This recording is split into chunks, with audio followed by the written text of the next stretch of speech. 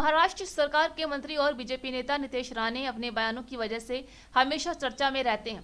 हाल ही में उन्होंने कई विवादित बयान दिए हैं। एक बार फिर से उन्होंने कुछ ऐसा कह दिया है जिससे पूरे देश में विवाद हो सकता है। बीजेपी नेता ने मल्हार सर्टिफिकेशन.com लॉन्च किया है।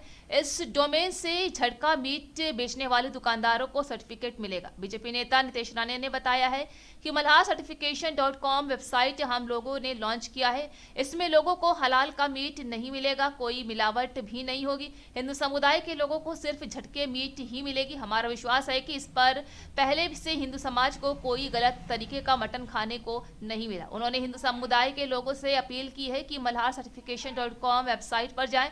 यहां पर उन दुकानों की जानकारी मिलेगी जो हिंदू समाज के लोगों के लिए उपयोग करने के लायक होगा।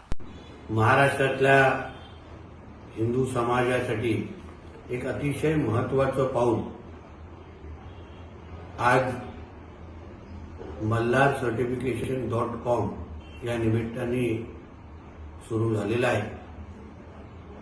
झटका मटन साठी मल्हार सर्टिफिकेशन हा एक नवीन संकल्पना आज आम्ही हिंदू समाजासाठी आणतोय, ज्या माध्यमातून आपल्याला आपल्या हक्काची मटन दुकानं जिथे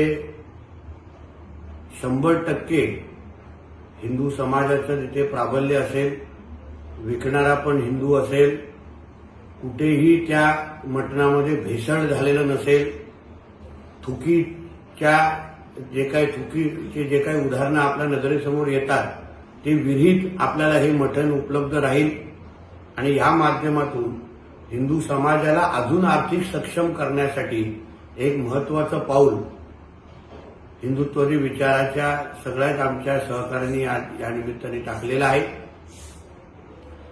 या झटका मटन सर्टिफाईड मल्हार सर्टिफिकेशनचा वापर आपण जास्तीत जास्त करावा, किंबहुना ज्या मटणाला मल्हार सर्टिफिकेशन नसेल तिथे हिंदू समाजाने पाहूही नये, खरेदी करू नये असं आवाहन या निमित्ताने मी करेन आणि ह्या पूर्ण प्रयत्नाला आमचा 100% पाठिंबा आहे।